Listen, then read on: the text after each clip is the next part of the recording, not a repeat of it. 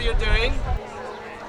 This is the grand opening of our third Eastbourne Spring Water Festival. And I've got a quote, it's the best of times, it's the worst of times. The opening words of A Tale of Two Cities.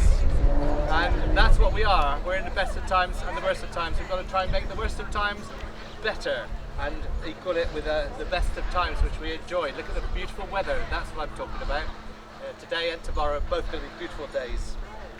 So Oliver Sterno is my name, and I'm leading Plastic Free Eastbourne, and I've helped to set this whole fair up. This is our second fair, and it's bigger and better than it was last year, and we had good weather last year.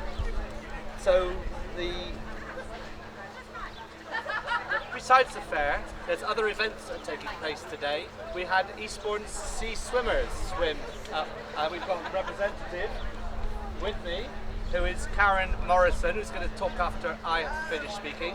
Then we have Caroline Ansell, who is our MP, who is going to have a few words as well. And then our mayor is going to have a few words and declare the festival open, even though it started yesterday. This is our grand opening. And we've got lots of events. If you want to come to our stall just along here, 3 stalls away, we've got a registration table. So if there are any events that you don't know about, you want to find out about, there's all kinds happening. For example, there are sea sports run by Buzz Active. They're doing special lessons, £10 instead of £30 a session. A couple of hours of learning how to sail or surfboard. We've got films in the Towner. We've got other events in the Towner, another event in the Towner. We've got studio on the beach, and we've got studio at the park, at Shine Water Park, which are events where you've got creativity, studies of nature in those places. Tomorrow we've got a pilgrimage in Pevensey Bay. Tomorrow also we've got a big yacht race.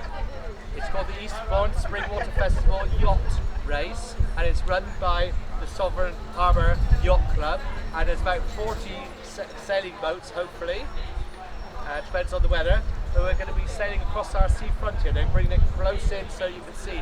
That's up to 2 o'clock ending. And at 2 o'clock starting is our big beach clean. We've got a big beach clean, we've got 94 beaches all along here, and they're all going to be cleaned tomorrow at 2 o'clock. We've got a conference on next Thursday. The conference is all about how we are trying to adapt and adopt new techniques for improving our environment. That's in the Lansdowne Hotel just here. And if you want tickets for that, if you come to our stall and I'll help you, or go on Eventbrite and you get the tickets. They're free, but you've got to book. The following day on the 19th is a concert, a rock and blues concert to fundraise at the Carolyn Anchor, and that starts at 7 o'clock. I've got tickets to sell, so come to the stall again after this is all over and come and find out about that, please. So there's lots going on. We're trying to help Eastbourne become a better place, and this is a fun way of doing it today. So welcome and thank you for coming. I'm going to pass you on now to Caroline Morrison, who is one of our key workers here. We're working closely together, and she's going to talk to you a little bit about the sea and the quality of the sea swimming. Hello. Thank you very much, Oliver. I've got to read my speech, so I'm not too much used to it. So yes, thank you very much. I'm really pleased to be part of the Spring Water Festival. Obviously, wonderfully organized by Oliver Sterno, who's a truly dedicated eco-warrior. I'm Caroline, I'm from Eco Haven, and I'm also Eastbourne Sea Swimmers, and I'm part of Plastic Free Eastbourne. I just wanted to say a little bit about my journey. During one of my swims, I realized the problem of plastic in our beach and in our oceans. So it became a priority for me to find alternatives to plastic. So I started in a bathroom with a bamboo toothbrush, and I started my own business. Through my research and my swims, I created Eco Haven to help others to find soaps that are ethical, contain natural ingredients, and are plastic free. No plastic packaging at all. Because I am passionate about this cause, I joined Ocean Network, attached to surfers against sewage. Some of my products endorse their logo and what they stand for, fighting against pollution, plastic or sewage pollution. Here in Eastbourne, we are very lucky to be surrounded by amazing countryside and by the sea, and we need to protect it. This is why I took part at the sewage protest on Sunday the 30th of April in Eastbourne, where we gathered 100 plus protesters and made it to the news. Holly, who's there, organised the protest, and enthusiasm spread through all of us, sea swimmers. She's not just a fantastic organizer, but also an inspiring swimmer. In 2020, she singly crossed the channel. Yes. And she's going to share her experience later. All of that swim, channel swimming, my business couldn't have happened without Chris, a dedicated sea swimmer. For decades, she inspires and motivates us all through a nonsense talking and incredible passion to the sea and sea swimmers like we are. So, Chris, I pass it on to you. I'm really lucky because I belong to a group who really do regard Eastbourne seawater as very, very precious because we swim in it. So it's very significant to us, the quality of the water and how it is. It's very important. So I'm really lucky, I think. Everyone in the group feels the same way. We all love the sea and we all want to preserve it. We started actually as an offshoot from Eastbourne Swimming Club. Probably around the mid-1990s, a group of adults from the club decided we were going to start using the sea instead of the pool, or as well as the pool, and that's how it developed. But it's changed over the years, over the decades. We've got more and more people coming, different sorts of people from different walks of life, all doing it for maybe different reasons. So we can go in and we can swim quite a long way if we want to, we can go quite fast if we want to, or we can go in and just do a short swim, take it slowly. It's really up to anybody who wants to join in. I think probably I'd like to say at this point that you will be very welcome to come along and join us. We'd really like to see you. Come along at the weekend. Come along to the beach opposite the Langham Hotel at 9 o'clock on Saturday or Sunday or both, and have a look and see if you fancy joining in, because we would certainly make you very welcome. I think this coming Saturday we've got a regatta going on with the rowing club, so we probably won't be there then. But other than that, we will be there, so we look forward to meeting you and perhaps you could join us. Thank you. And Holly, after you. So your experience as a channel swimmer and protester. Hello. With swimming the channel, the three questions I tend to get asked. Number one, why did you choose to swim the channel? Number two, what sort of training did you do? And then number three, what was it like on the big day? Now, number one, I got introduced to sea swimming about 10 years ago. I came down for a random swim and just fell in love with it. I then came along to Eastbourne Sea Swimmers, met Chris, met Ray, met Colin and the other regulars, and they showed me how to go from swimming a couple of beaches to gradually increasing the distance. And then the Channel Sea got planted. I thought, oh, I'd like to do that. But everyone I know who'd done it was been a really quick swimmer, and I thought, this isn't a good idea, perhaps you shouldn't. And then I gradually found out that as long as you had a pig-headed determination to just keep swimming, and you like being in the sea, you could have a go. And I tried to save up. It cost £3,500. I couldn't save up for it because I was a single woman living on my own in a flat. And then my uncle came to my rescue. He said, oh, Holly, he said, I don't need the money, I'll give it to you. But I thought, wow, this is an opportunity, I'm going to take it up. So that's why it started. And then the training, I had a brilliant team behind me. I had sort of Jim, I had Steve, I had Paul, all the friends from the club, in addition to the people I mentioned here.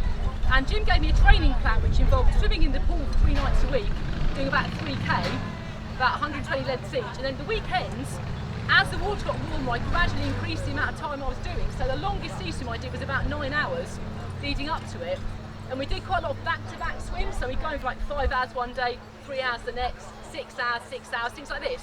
I was living at home with a very aged cat who had a wonderful year because I'd come home and I wasn't good for anything.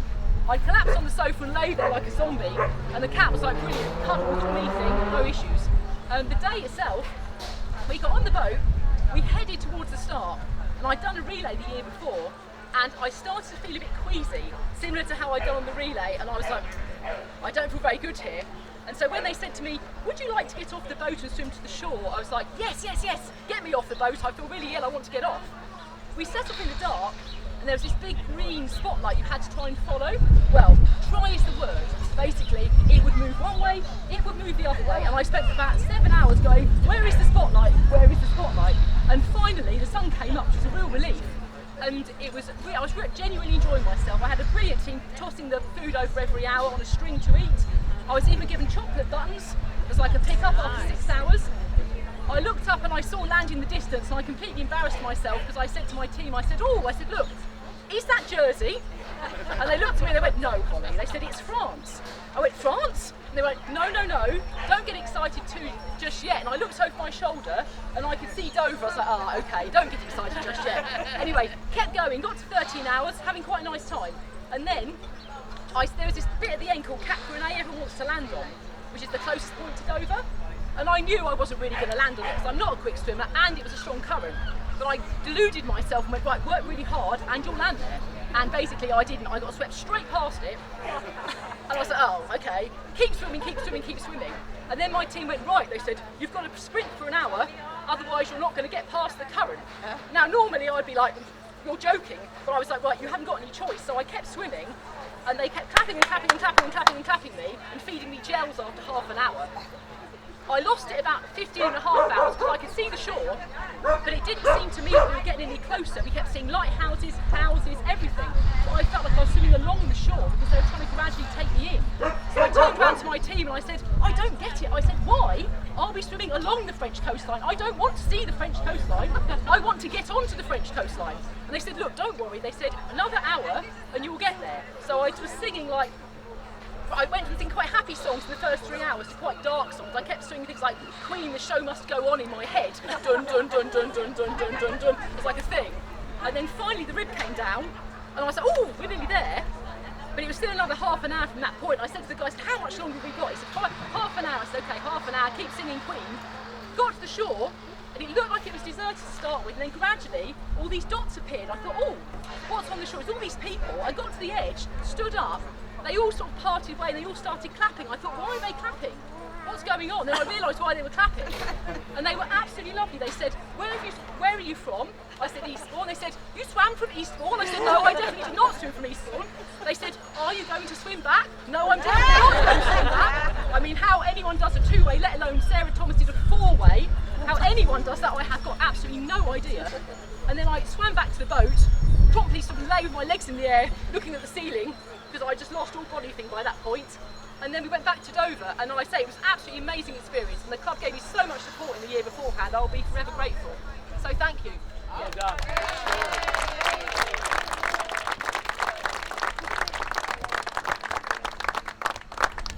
So, inspirational plus plus plus, which is an opener for you. Caroline Ansell, our MP, would like to have a few words. Thank you, Oliver. Welcome. I think I peaked at about a mile, so I'm not sure I see a channel crossing in my immediate future. But even I'm tempted on a day such as this. If you step down to Eastbourne and you just see the glory of the sea before us glistening in the sunshine, there really is nothing more beautiful. And it's what makes living in Eastbourne such a special place. And I was remembering back in the day when Oliver was just starting out on what has become the most wonderful festival and celebration of water. And we were in the pandemic and we were just 6. Do you remember the rule of 6 and the 2 meter distance? And we stood round, just this small group of us, and it really brought back those kind of lockdown years. And I found myself at that time having to move out from the home I shared with my mum. She had to Shield, and at the time I was up and down to Westminster, which was the epicentre of the virus. And I had to move overnight with just like a pyjamas and a toothbrush to a little flat just on this seafront. So for all those lockdown months, my government walk, do you remember those days when you got to go out just that once in the day? My government walk was this beautiful seafront. Every season, every weather, there is nowhere as beautiful as this. And that's one of the reasons why it's so important for us to protect and preserve our most valuable natural asset. It's what puts Eastbourne on the map, and even for local people, you've just heard how inspiring the sea is and how powerfully good it is for your physical and mental health. So there's a great deal of work going on two really important missions.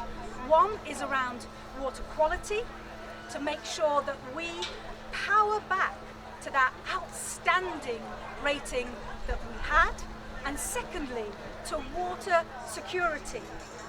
Because in a matter of 30 years, some reports have estimated, there won't be the drinking water that we so readily turn on with just one wrist movement.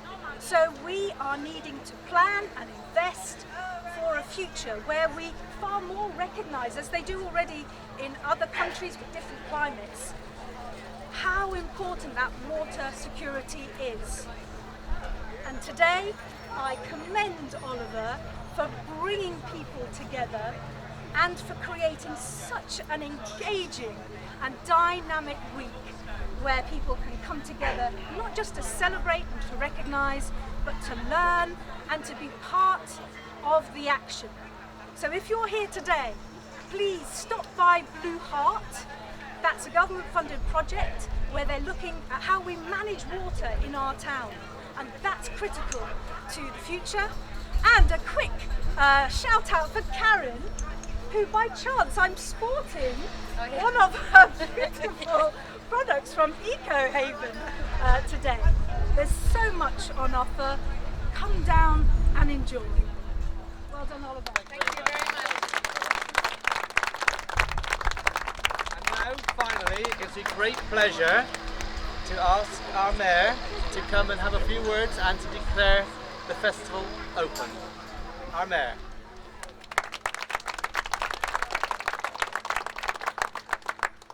I grew up on the countryside. We had our own spring well. We drank perfect water. I swam in the local river. It was pristine. Yet I'm part of the generation who have helped to pollute our planet. And above all, who have allowed others to pollute our planet. We're so lucky in Eastbourne. Our water comes from the downs, the aquifer today. It's exceptionally good. When I was young, I probably didn't know what a plastic bottle was. There's no need for a plastic bottle in Eastbourne, because thanks to Oliver and his team, we have water fountains all along the seafront in our parks. Please use them. This magnificent festival sprung up just a few years ago. It's about allowing us to learn to do things, to watch what others can do. And through that, we can make the town I love a better place for all of us. So with that, without much ado, I wish this water festival open.